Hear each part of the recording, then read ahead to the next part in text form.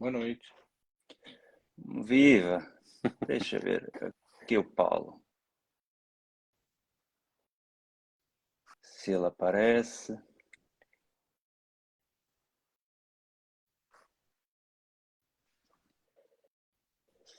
Eu acho que o Paulo não Está a quer. tentar. Deixa ver. Estou a tentar partilhar.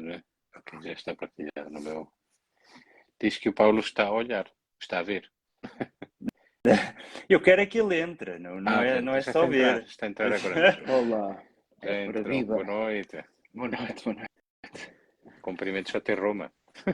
É, Roma, Cambridge e Braga. Há Braga aqui que um está em triplo. alta. Braga é que está em alta, não é? Não está. O resto é que não está a esse nível. O que é que se passa por essas terras? Desculpem lá, não está um momento muito laudato si que tem duas luzes ligadas. Pois. Está bem. Mas Está é bem. tudo. A estas alturas já é Laudate Deum. É, Muito bem, estamos a fazer sala, não é? Isso. sim, entretanto as pessoas vão começando a chegar. Demora sempre algum tempinho até avisar e pronto. Dentro também de um minutinho ou assim já começamos. É verdade, aí é mais uma hora, não é, Paulo? É isso, 10 da noite, o dia intenso, sempre o com dia... muito... O dia intenso, com muito trabalho e A que horas é que subir. vocês começaram? Começamos já às 9 da manhã, não é? Mas começo aqui com a celebração da Eucaristia às 7h30. Enfim, mais tarde, um bocadinho mais tarde do que ir à Basílica de São Pedro celebrar lá às 7. Não é? Tenho que sair aqui não às 6 da manhã, mas às 6h30 para ir tranquilamente entrar na Basílica. Mas quem quiser celebra lá às 7 horas, há uma Eucaristia sempre para os participantes do Sínodo, não é? Mas eles têm o free pass ou têm que pedir também Não, o bilhete? não é através do free, portanto é a credencial que trazemos, não é? Portanto essa que dá acesso depois também à celebração da Eucaristia ou à participação nessa celebração. Ok. Deixa eu ver se... Pablo, estás-me a ouvir? O Pablo Deve caiu, entrar. espero que não se tenha aleijado. Deixa eu ver se eu consigo adicionar outra vez.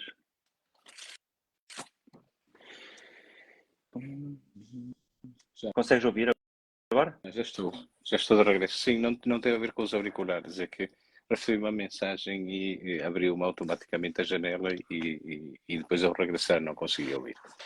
Tá bom. Se calhar vamos ter Já estes estou imprevistos bem. pelo meio, desde que não seja eu a cair. Se for eu, retomem bem continuem vocês. Está bem, olha, só explicando, nós temos a ideia deste encontro era de facto termos uma conversa informal sobre agora que iniciou a primeira Assembleia do Sínodo sobre a sinodalidade. Cada um de nós tem uma área de saber, uma perspectiva diferente, mas interessa-se ser um momento informal. Então, o Paulo tem uma posição privilegiada, que está lá em Roma, penso que com algumas restrições também, não é, Paulo? Estou em jejum. Em jejum não, porque não tivesse jantado. Mas foi a imagem que o Santo Padre usou para falar deste tempo que é... Enfim, para explicar que alguém pode não estar dentro daquilo que foi pedido pelo Santo Padre.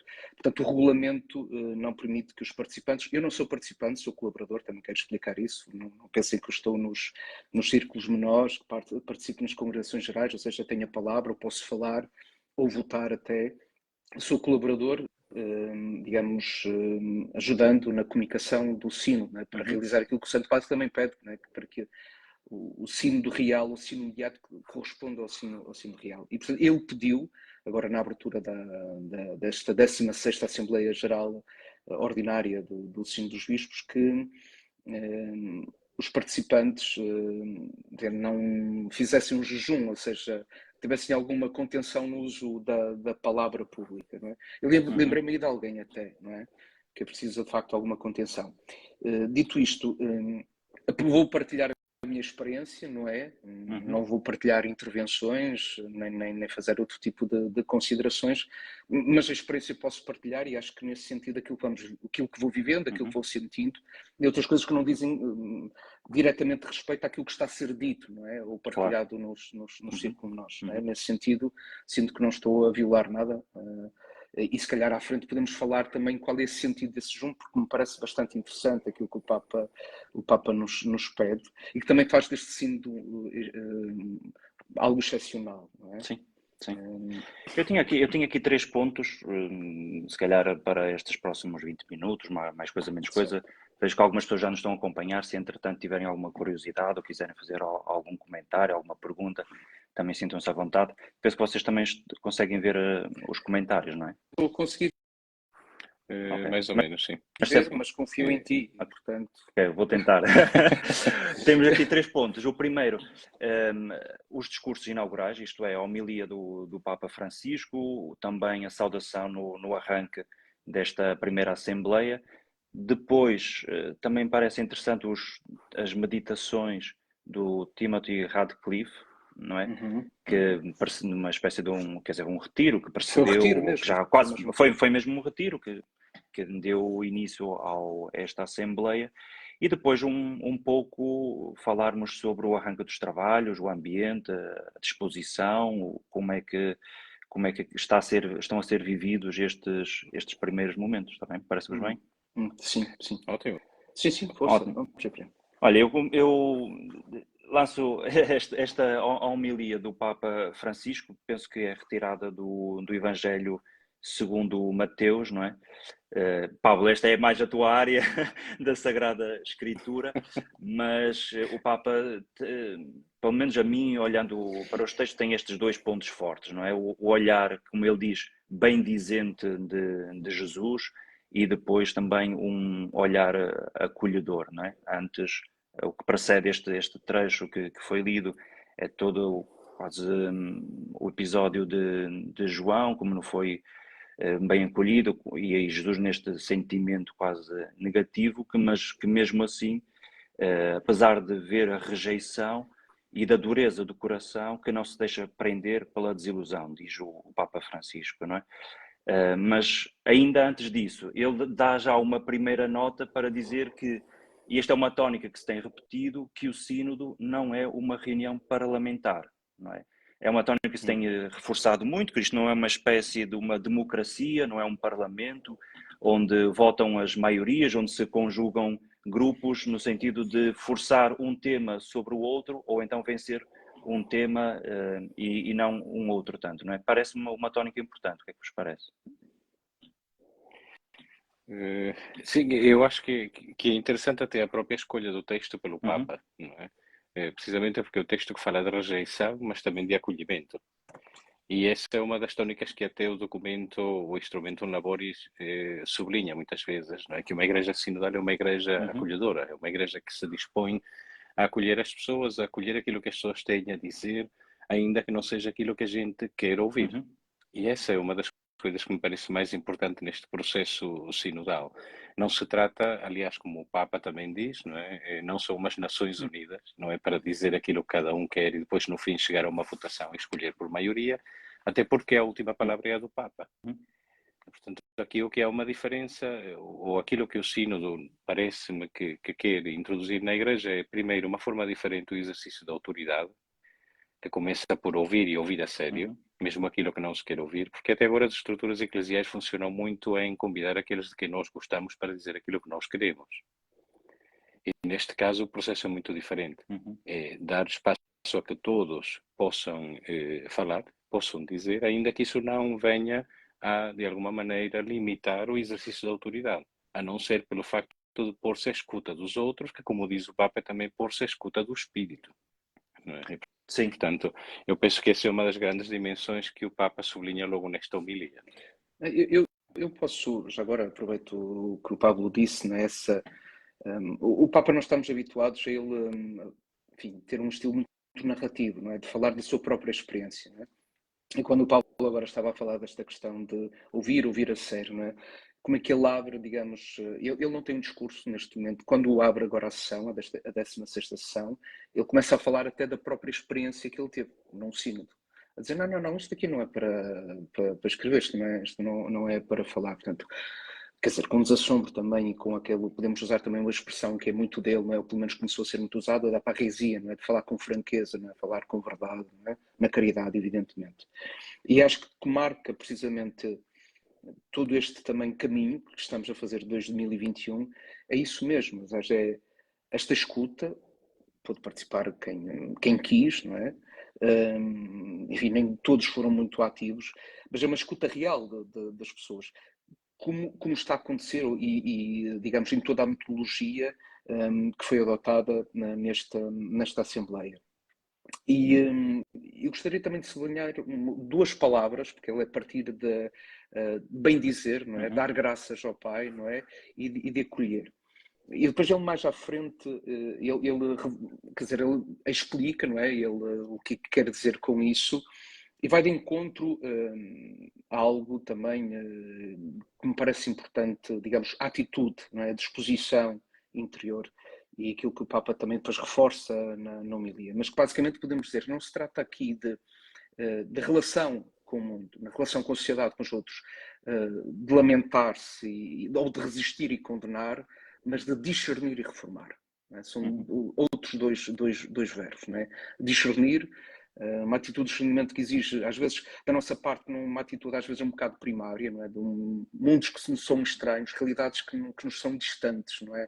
E às vezes temos uma reação, enfim, depende um pouco também do temperamento das pessoas, num bocado primário quase, antes de pararmos, pensarmos e tentarmos, na linguagem inaciana, salvaguardar aquilo que o outro quer dizer, ou pelo menos tentar compreender aquilo que o outro quer dizer. E se não percebemos, perguntar, não é?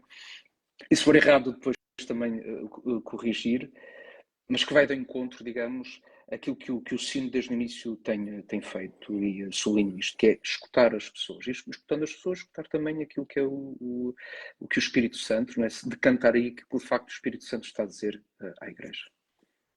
Depois, continuando para... Desculpa, diz. Tiago, deixa-me só dizer uma coisa que, entretanto, o Paulo acabou de me lembrar. Uma expressão muito bonita no Instrumentum Laboris, e abro um parênteses. Neste período do sínodo em que não haverá comunicações oficiais, etc., em que é pedido este silêncio aos participantes do sínodo, aquilo que nós podemos fazer, podemos e devemos, acho eu, é ler o Instrumentum Laboris. E dessa forma acompanhar pela leitura e pela oração aquilo que está a acontecer lá dentro. Porque não há segredo. Nossa não há forma segredo. de acompanhar. Estão lá as questões. Exatamente.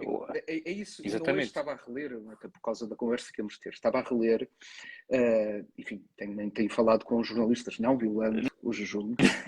Não violando o jejum. Não, mas perceber, quer dizer, porque o que está a acontecer quando pergunto, mas o que é que está a ser discutido nos ciclos? Está lá. Estão lá as fichas de trabalho. Está lá. Até sábado está a ser falada, a secção está a ser, digamos, dialogada, discernida, trabalhada, rezada, digamos assim, a secção A, que fala do percurso que foi feito desde 2021 até agora. Digamos, e aí perceber quais são as características já de uma igreja nacional, aquilo que emerge dali, que já lá também estão apresentadas, mas pode ser aprofundado. E aliás, deste processo da secção A, algo que já está a ser colocado em prática e é fruto também, enfim, não em todo, mas em boa parte da aplicação e da confirmação de que funciona, é a conversação espiritual. Portanto, está lá também nessa... Quer dizer, que esse é um método. Exato. E agora estava aqui à mesa a falar com alguém que é da América Latina, penso que até do Uruguai, que me dizia que eu apliquei isto há um mês num encontro que eu tive e, de facto, os resultados são extraordinários. Depois, a secção B, que no fundo são os 3 eixos fundamentais, comunhão, B1, missão, B2, participação, B3, estão lá as fichas, está lá aquilo, todas as questões que vão ser faladas, todas as questões que vão ser discutidas nos círculos menores. Não há segredos. E não podemos esquecer que, sendo esta a terceira etapa, ou seja, a terceira fase, e todas elas foram consecutivas e consequentes, isto não é mais do que agora colocar os participantes a discutir aquilo que foi o resultado das fases precedentes. Portanto, os temas que estão em cima da mesa foram discutidos nas dioceses, nas paróquias e nos continentes. Não há, nesse aspecto, creio que também estou de acordo, que não há assim propriamente nada oculto, nada a esconder. quando se fala deste jejum, e eu creio que esta ideia do Papa relativamente à comunicação social, ele depois diz isso no discurso de abertura, que sentiu enormes pressões nos restantes sínodos, o sínodo da Amazónia, quando se falava sobre a possível ordenação dos viri probati, quando se falava, por exemplo, nos jovens ou na família dos divorciados recasados, e sentiu que as pessoas entraram para os sínodos já pressionadas por um conjunto de temas, não é? E quis evitar que uma coisa semelhante pudesse acontecer neste sínodo, dado que existem vários temas em cima da mesa. Mas avançando para o discurso do Papa Francisco de abertura, retoma, parece-me também, alguns pontos. O primeiro deles, há um fazer memória, não é? Do que é isto do sínodo. Eu tenho dito algumas vezes que para compreender o Papa Francisco é importante olhar para Paulo VI, porque em várias coisas parece-me que o Papa Francisco tenta levar à plenitude intuições de Paulo VI, que talvez por circunstâncias eclesiais, temporais, culturais, não foi possível levá-las até ao fim. Basta pensar na questão dos ministérios laicais, em que o Ministério Equerdam também o Paulo VI assim o conseguiu, e deve-se a Paulo VI a instituição do Sínodo dos Bispos, que não foi consensual na altura. E que foi por moto próprio e antes de terminar o concílio, e e gostaria de só sublinhar aqui um pormenor, que não faz parte da Curia Romana, não é um dicastério, é uma realidade à parte, uma instituição à parte, e isso Paulo VI certamente teria as suas razões para fazer isso, mas desculpa lá interromper-te. Não, é isso, quer dizer, que já na altura não foi consensual esta história, este discurso sobre a colegialidade, tal como hoje, por ser uma novidade, se fala sobre a mesma coisa sobre a sinodalidade. Mas há um pormenor que me parece interessante que ele afirma, é que após o sínodo da Amazónia, houve um inquérito aos bispos sobre qual deveria ser o próximo tema, e ele diz que foram eleitos 3 temas, por ordem de preferência. O primeiro era sobre os padres, o segundo sobre a sinodalidade, e o terceiro, diz ele, acho que era um tema sobre uma questão social, não é? Mas pronto, que este era o segundo tema. Por isso, quando em algumas circunstâncias diz que este e é verdade, que é uma iniciativa do Papa Francisco, mas ao mesmo tempo ele afirma que os próprios bispos também querem falar sobre isto, ou que acham que chegou o tempo de se falar sobre a sinodalidade como uma marca da Igreja, não é? Sim, sem dúvida. Não sei se posso introduzir aqui um episódio anedótico de que me lembrei hoje. Porque hoje li um comentário, ou melhor, era um texto em que alguém criticava estas modas dos sínodos, porque o que eu quero é estar ligado à igreja de sempre, à igreja antiga, à igreja verdadeiramente católica, onde o sínodo era apenas para o Papa apresentar a sua palavra de autoridade. E eu lembrei-me de um episódio de um sínodo em que o Papa foi a única autoridade e é tudo menos exemplar. Foi o sínodo de 897, há mais de 11 séculos, conhecido como o sínodo do cadáver.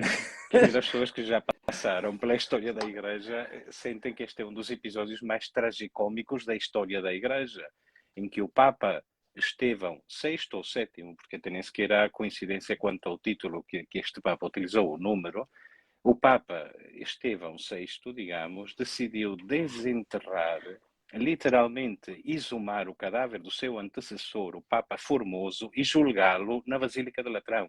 E puseram o cadáver do seu antecessor com as vestes pontificais, foi condenado e, por fim, cortaram-lhe os dedos da mão direita, que é a mão utilizada para dar as bênçãos, cancelaram. Não te contestou. E ele não teve oportunidade de se defender. Portanto, este modelo do sino da Igreja Antiga não era perfeito. Pablo, já agora... Isto para os saudosos, não é? Pablo, tu que és o mestre, eu vou tratar por mestre, nós conhecemos o mestre de Israel. É importante a sinodalidade no livro dos Atos dos Apóstolos, como todos participavam nas decisões, isso é claro, não é? Aliás, enfim, o momento da escolha até do sucessor de Judas Iscariotes, se podemos pensar na decisão portanto, de ter diáconos, não é? O próprio concílio de Jerusalém. Exatamente. Paulo, a propósito dessa história, não é? Há aqui um pormenor muito interessante que é, eu agora não tenho a certeza e não tenho aqui o livro. Tenho o livro usados, mas não vamos perder agora Não vai perder tempo. o pouco tempo que Temos mais temos 10 a minutos. procurar 10 os minutos. Temos mais. É que isto pode ter uma segunda mas é só edição, para se for referir chato, isto, não é? ou se formos Quando, chatos, quando, desculpa. quando se trata da escolha, quando se trata da escolha, quando se trata da escolha no Antigo Testamento de algumas personagens, ela é feita deitando as sortes. Uhum. Era assim que se fazia a escolha com o Turim, o Urim e o Tumim, as duas pedras sagradas que o sumo sacerdote tinha no seu peitoral, não é? Mas quando nós chegamos ao livro dos Atos, é a partir da oração que fazem a eleição dentro da comunidade. Portanto, é um processo no qual a voz do Espírito vem através da voz dos membros da comunidade. Não é um processo que funciona por deitar sortes, como funcionava no Antigo Testamento. Porquê? Porque a promessa do profeta Joel de que todo o povo seria ungido pelo Espírito Santo ocorreu no Novo Testamento, no Pentecostes. Sim. E, portanto, esta é, de facto, a dinâmica da Igreja do livro dos Atos dos Apóstolos, em que todos os batizados, ungidos pelo Espírito, têm uma voz, que não anula em nada o exercício da autoridade, a figura dos pastores, mas que, de facto, é uma dimensão da qual não podemos prescindir se queremos ser fiéis àquilo que são as raízes apostólicas Isso da nossa fé. é que é importante, porque eu acho que eu não duvido do número das pessoas à igreja, quer dizer, costumo ver que há assim uma maldade assim por trás, acho que há uma sinceridade, mas às vezes acho que há um desconhecimento, não é? Mas eu acho que isto é necessário, bom, já agora a ideia também tínhamos eu e o Tiago falado e acertamos este também contigo, este encontro, mas acho que é importante aqui o que nós estamos a fazer e acho que é importante, que já devia ter sido feito antes também, que é são estes momentos, enfim, mais ou menos informais, que seria em que olhamos para a história da Igreja. Não percebemos que não está a ser inventado nada, até, não é? Que depois é preciso adequar à realidade, à cultura que somos, não é? Ou que temos. Mas isso, por isso é que puxei esta questão dos Atos dos Apóstolos, precisamente, não é? Porque não está a ser inventado nada. As pessoas participavam, todas eram chamadas a participar. E se pensamos no Concílio de Jerusalém, o quanto foi um tema fraturante sobre, até para o futuro do cristianismo, não é? Aquilo que o Timóteo fala nas meditações. Ali, ou poderíamos estar em transformar-se numa seita, não é? Claro. Ou então, a decisão que levou a abrir-se à expansão, quer dizer, mas depois, mais uma vez, o especialista em Sagrada Escritura é o Paulo, mas para mim é evidente, cada vez que eu leio as cartas de Paulo, toda a sua missão, todo o seu mistério é sempre anda à volta disto, a questão da justificação, do cumprimento da lei mosaica, da circuncisão, enfim, das tensões que ele próprio viveu, das dificuldades no anúncio do Evangelho aos gentios, e, portanto, de uma igreja permanentemente a ser questionada pelos desafios que encontrava, sem manual de instruções, não é? E que exigia, não é, permanentemente oração, mas ao mesmo tempo digamos assim, uma luta, não sei, mas uma necessidade de correr riscos, não é? Também ao mesmo tempo, acho que não estou a ser errado, não estou a dizer mais nesse sentido, porque e a construção de um pensamento para justificar, para Paulo justificar a sua missão, as razões, não é? Também da sua missão, no meu entendimento. Avançamos para estes temas do Timothy Radcliffe, ainda que não, claro, obviamente não temos tempo para todos, e se quiserem escolher algum deles, se os leram, eu espero que sim, acho que sim, tenho certeza que sim. E para mim, acho que pelo menos logo as duas primeiras meditações. Primeiro, eu gostei do tom do Radcliffe, porque ele foi muito pragmático, na minha opinião, ao perceber que há tensões reais, de algumas fações pondo nomes, ramos um pouco mais conservadores, outros mais modernistas ou progressistas, e Radcliffe procura aqui apaziguar ou pelo menos centrar as coisas naquilo que é essencial, não é?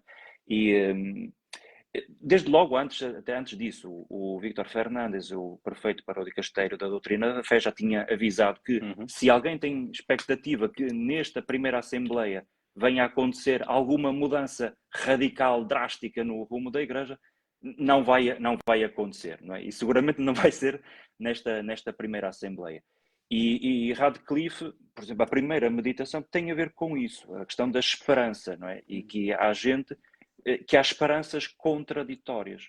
E chega mesmo a afirmar que se calhar há algumas esperanças que nem sequer são lícitas. Alguns esperam que a Igreja seja dramaticamente alterada, que se tomem decisões radicais, e depois ele dá vários exemplos, enquanto outros esperam que nada, que nada se mude. Não é? Mas a verdadeira esperança é aquela de trabalhar e de esperar que o próprio Espírito fale o que tem a dizer sobre a Igreja e sobre o rumo da Igreja, porque estamos no centro daquilo que é a sinodalidade. E por isso é que eu ligo à segunda meditação, que é para mim uma continuidade desta primeira, também muito bonita, sobre a casa de Deus e Deus fazer casa em nós.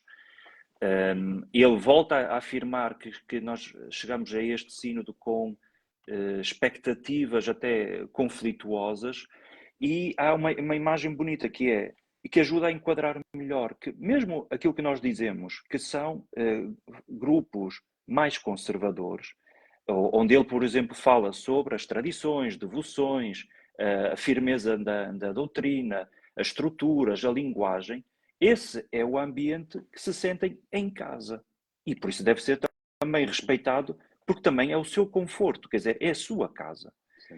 Mas ao mesmo tempo ele diz, um conjunto outro de pessoas, por exemplo, que divorciados recasados, LGBTQ+, e quem sofre de outro tipo de abuso, ou quem tem uma esperança de ter uma voz ativa na Igreja, que não sentem esta Igreja ou este modo de estar em Igreja como sendo a sua casa. E, portanto, não podem ser simplesmente recusadas, se não se pode recusar ouvir a sua voz, correndo o risco de expulsar desta casa que não é nossa, mas que é de Deus, não é? Eu gosto muito, por exemplo, das saudações que Paulo faz às comunidades, quando ele diz, de Corinto, não é? À Igreja de Deus em Corinto. Este Eclesia tu Theu, a Igreja de Deus, diz logo de quem é a Igreja. Não é minha, não é dele. Não, eu estou vendo. O Paulo tem a Bíblia atrás, eu ali. Mas não peças para dizer outra coisa que pode não dar. Pode acabar mal. Como o seu padre que dizia, eu na ti só sei duas coisas, Kyrie Laser e Cristo é Laser. Desculpa. Que é grego já agora. Já é grego. E perante isso, a única missão que há é de cuidar e de salvaguardar de uma coisa que nos foi confiada para tomar conta, não é? E no meio destas tensões, penso que é esse o propósito de Radcliffe, não é? De como é que podemos fazer caminho, e ele até usa a imagem da transfiguração, um caminho que fazemos em conjunto, mas que saímos transfigurados, saímos pessoas diferentes daquelas de qual iniciamos. Às vezes nós achamos que é necessário um trabalho prévio para conseguir, por exemplo, para chegarmos a um consenso, quando aqui a metodologia me parece diferente. É que o próprio caminho, a experiência do caminho é aquela que nos permite transformar. Não é? E daí essa ideia da transfiguração. Parece-me, não é? Eu acho interessante na questão das esperanças, não é? E das expectativas, daquilo que as pessoas pensam, de que é que vai sair daqui do Ciro, etc. Acho de facto essa expressão de que não se esperem daqui mudanças radicais paradigmática, não é? Mas eu tenho uma esperança em relação às consequências do sínodo, que é essencialmente esta, que este tipo de metodologia possa de facto começar a descer de cima para baixo para as outras estruturas da Igreja. E eu penso, por exemplo, em duas coisas muito concretas, não é? As nossas duas igrejas locais de Braga e de Viana. Em Braga, se não estou em erro, foi 94 a 97. Sim. Em Viana, se não estou em erro, foi 2000 a 2003. Viveram sínodos diocesanos. Portanto, esta não é uma novidade. Esta realidade dos sínodos, não é? É uma realidade das igrejas locais, mas que tem de facto ficado muito para trás. E há pouco tempo Mas há ali em uma outra Lisboa, estrutura também. O Patriarcado de Lisboa, sim. Exatamente, não é? Portanto, isto não é uma novidade neste sentido, mas eu espero é que este tipo de estruturas sinodais e de corresponsabilidade possam, de facto, tornar-se mais efetivas na Igreja. E as outras estruturas, que essas eu sinto com alguma dor quando olho até para um passado relativamente recente, é a morte dos conselhos pastorais, a nível paroquial e a nível diocesano. Tornaram-se estruturas cada vez mais inexistentes, não é? E há poucos anos atrás ainda existia um certo esforço nas comunidades paroquiais, pelo menos em algumas, de ter conselhos pastorais. E neste momento eles quase não existem. É verdade que isso também está muito associado à questão da acumulação de paróquias por o mesmo padre, mas ainda assim, por exemplo, a estrutura dos conselhos pastorais interparoquiais não entrou. E, portanto, enquanto os conselhos económicos são obrigatórios pelo direito canónico, portanto, existem mais ou menos em todas as paróquias, este tipo de estruturas consultivas não existem. Sim. E, de facto, eu espero que esta metodologia do sínodo, esta obrigatoriedade moral e espiritual de ouvir o povo de Deus, se torne cada vez mais transversal a todas as áreas da Igreja. E esse sim, penso eu, que poderá ser um fruto do sínodo do qual nós podemos esperar, legitimamente esperar, e não esperar que venha de cima para baixo, a não ser pelo exemplo que depois possa ser posto em prática nas várias realidades eclesiais. Eu hoje estava outra vez a ler aqui o report do dia de hoje. De facto, há ali uma coisa que me fez pensar, que é sobre, primeiro, às vezes nós achamos que são impossíveis as mudanças e, portanto, isso seria muito mais difícil implementar uma mudança a este patamar do Vaticano, não é? Da mais alta esfera. E estamos a falar do sínodo dos bispos, mas aquilo que eu hoje estava a ler e a pensar é isto da participação a título de votos, não é? Seja de diáconos, presbíteros, leigos, religiosos, mas esta expressão de dizer a título de direito pleno, quer dizer, já são participantes plenos, não são uma espécie de convidados, ouvintes ou peritos que são convidados a escutar, mas já são de direito pleno.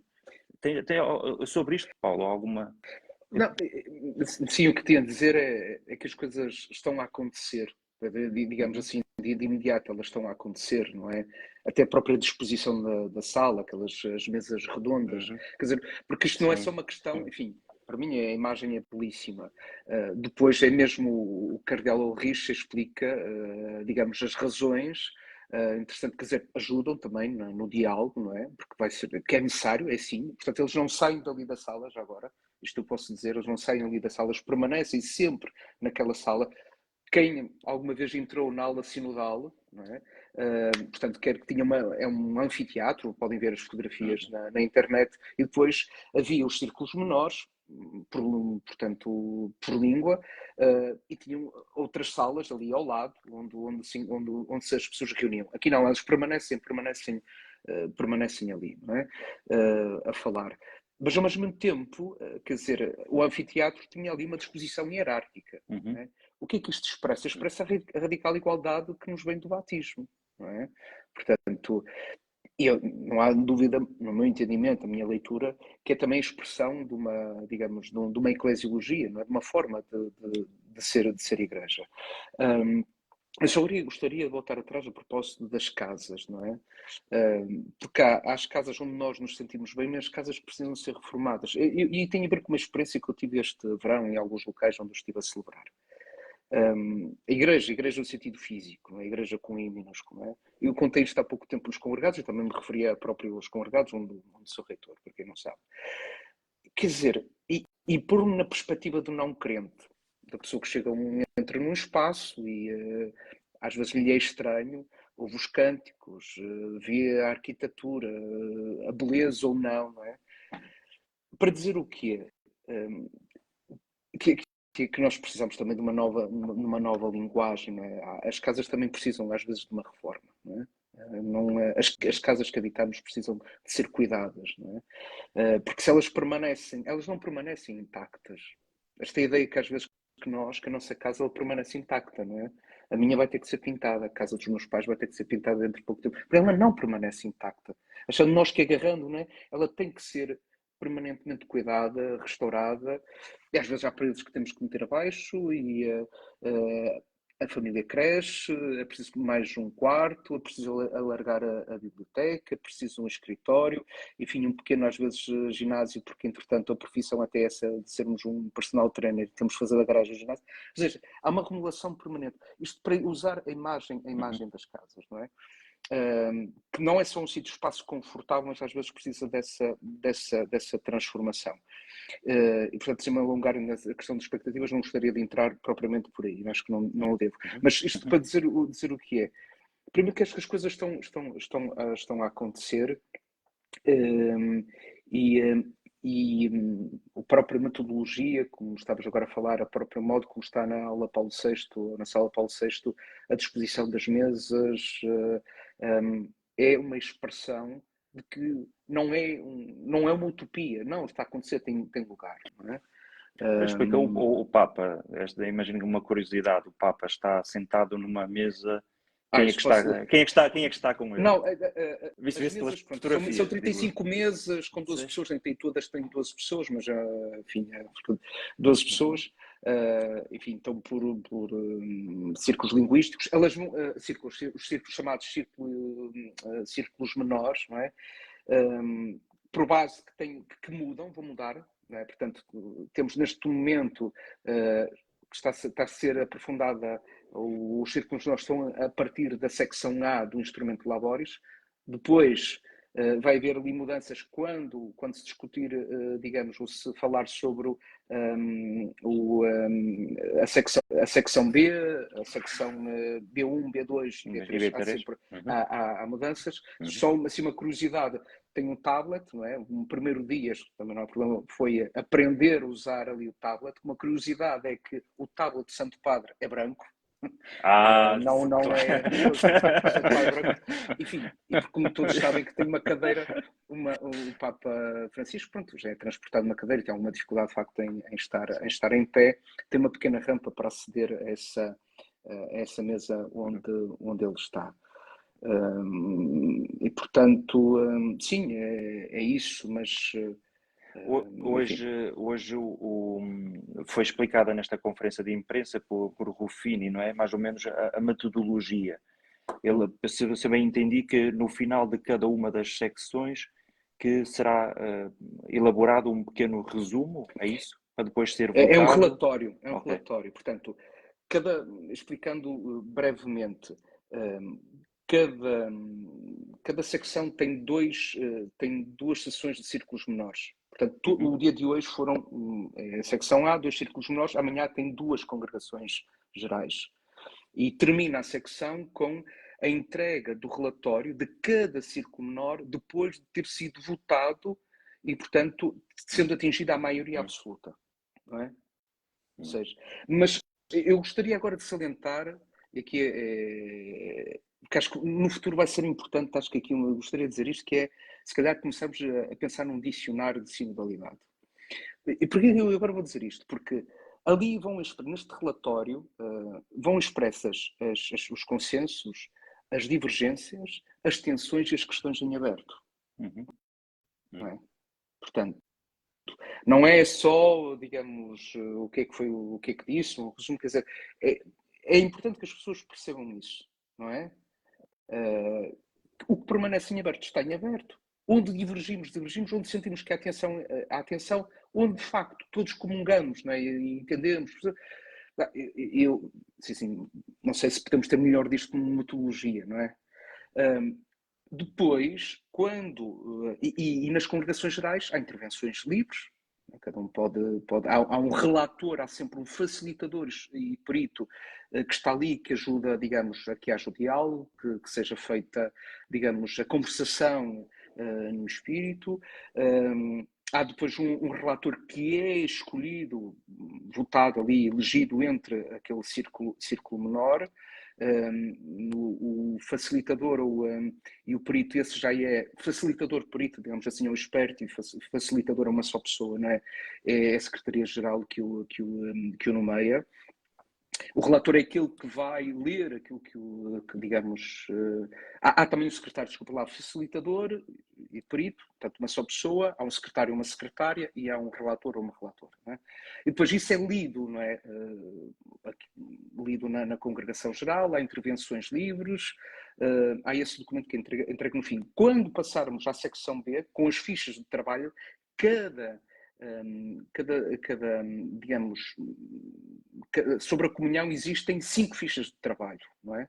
Não vão todos os círculos menores trabalhar essas 5 fichas, não é? Cada um vai trabalhar uma, ainda que possa acontecer que seja que a mesma ficha seja repetida noutros círculos, não é? E aí temos mais uma vez, duas sessões de círculos menores e 3 congregações gerais. E no fim, mais uma vez, o relatório, esse documento que é entregue à Secretaria-Geral. Portanto, nas 3... E diz-me uma coisa, este relatório final, Sim. digamos, no final desta primeira assembleia, a síntese, depois, o que é que vai acontecer entre o final desta primeira Assembleia e a Assembleia final, não é? Relativamente a esse documento. É sabido, não? Entrega ao Santo Padre. Okay. Isso entrega ao Santo Padre. E depois ele decidirá. E ele depois decidirá volta como àquilo fazer. que o Pablo disse no início. Portanto, o Santo Padre é que entende, não é? Onde é que ele... eu no outro dia... estava um pico... Agora, apresentei uma pequena escola de sinodalidade, estou a traduzir, mas tem a ver com um congresso que aconteceu em Florença. E, portanto, tenho aqui um texto do António Spadaro, do padre António Spadaro, que até há pouco tempo diretor da Civilitar Católica e agora secretário da Congregação para a Educação e Cultura, presidida pelo cardeal Tolentino, em que ele fala a questão do sino da Amazónia, a questão dos viri probati e tal, que basicamente é perceber que ali... Agora não sei a expressão certa, eu gostaria de ler, portanto também não quero dizer nenhuma asneira. Mas basicamente que o Papa ouviu, mas aquele céu limpo, digamos assim, deixa-me dizer, não existia. Não é? Perceber quando aquilo que está em jogo é discussão, disputa, do que propriamente a ação do espírito, não é? Ou seja, a ter atenção àquilo que é o conflito, a divisão, e não a procura da unidade, da comunhão, não é? E portanto ele sentiu que não era, enfim, não tinha chegado o tempo. Chegado o tempo. Portanto, tinha que estar ser sempre o Papa, não é? É com Pedro e sob a autoridade de Pedro que nós estamos. Não é? E é o Papa. Não há igreja, é este o Papa, é o Papa Francisco. E, portanto, será entregue ao Papa e depois ele decidirá. O que está lá escrito, mais uma vez, também aquilo que é preciso ler o instrumento de Laborges, quando nós chegamos às fichas de trabalho, neste momento, esta fase esta Assembleia, próximo que vai acontecer, é para digamos, ver quais são os passos concretos. A expressão mesmo é passos concretos que o Espírito Santo nos chama a tomar. Portanto, não pode ser esperado. Quais, não sei. Não sabemos. Não é?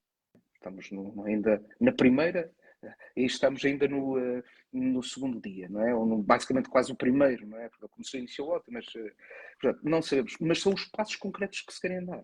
Portanto, serão dados passos concretos, não é? Quais? Bem, temos que esperar. Mas esse documento é entregue ao Santo Padre.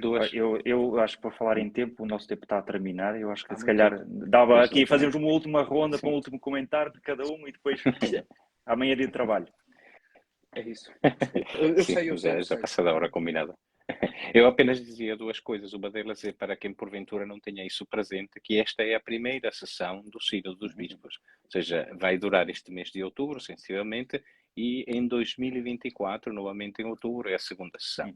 Portanto, houve as fases de preparação para o Sínodo, em que as várias dioceses de todo o mundo foram consultadas, houve as sínteses diocesanas, as sínteses nacionais, depois as sínteses continentais, e depois é que foi feito o instrumento Laborges, etc., que é trabalhado este ano e, eventualmente, ainda no próximo ano. Mas o sínodo não acaba este ano, continua no próximo ano, numa segunda sessão. A outra coisa a dizer era uma expressão que o padre Radcliffe utilizou, que era sensivelmente isto: a nossa esperança é uma esperança eucarística. Ou seja, é uma esperança que é uma realidade de facto já hoje, de que o sínodo em si mesmo está a acontecer. E essa já é uma realidade, que é algo que a nossa esperança nos permite experimentar de facto, não é? Mas como a própria dinâmica da Eucaristia, ela é também uma realidade escatológica. E, portanto, nós não esperamos que o sínodo vá concluir e realizar definitivamente aquilo que a Igreja deve ser para responder ao chamamento de Deus e à necessidade do mundo no nosso tempo. Será apenas um passo de um caminho sempre, sempre em processo, não é? De uma eclésia sempre reformanda, uma igreja sempre a ser reformada, a ser renovada, a ser revigorada pelo Espírito Santo, através da ação dos seus membros, todos os batizados, não é? Mas que não é uma realidade que vai chegar ao fim e vai ter terminado a sua missão. O sínodo é apenas um destes passos da vida da igreja que está sempre a acontecer. E a nossa esperança é nesse sentido, eucarística e escatológica, não é? É para o presente, mas também apontando sempre para um futuro cuja plenitude não alcançaremos enquanto formos igreja peregrina sobre esta terra. Vou falar sobre o jejum. A mim não vou falar sobre o jejum porque eu estou sobre o jejum. Não, dizer que a mim custou, enfim, houve várias reuniões preparatórias da Comissão, portanto o Papa está decidido, e eu, com o passar do tempo, estou a perceber, e acho que o que há de belo neste jejum é uma afirmação de que isto não é um Parlamento, de que não é como as nossas comissões de inquérito que são transmitidas na Assembleia TV, não é? A Assembleia da República tem um canal, não é? Nem estamos a ver o debate parlamentar. É celebrativo, celebra-se o sino, estamos a celebrar, estamos sob a ação do Espírito Santo, na escuta uns dos outros, e é uma conversa também de família. E nas conversas de família, há coisas que o pai e a mãe discutem que os filhos não sabem, nem têm que saber. Nem tem nada a ver com isso. Nem tem nada a ver com isso. Não é voltar as costas ao mundo. O cardeal Ulrich dizia-nos em Braga, numa entrevista que as pessoas podem ver na DMTV, não é? Que é um símbolo sobre a Igreja. Então, estamos a falar da nossa, daquilo que nos é caro, daquilo que é importante. Sim, é para o mundo, é para servir o mundo.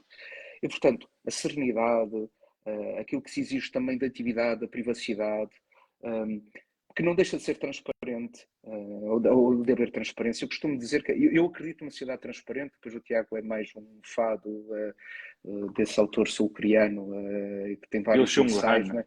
Sim, que fala sobre a sociedade transparente. Eu acredito na sociedade transparente, mas como eu não acredito na sociedade pornográfica. E às vezes dou um exemplo, desculpa lá, que o exemplo é, enfim, é o que é, tem os seus limites. Vemos uma senhora na rua grávida, nós sabemos o que aconteceu, os pormenores, isso já é pornografia.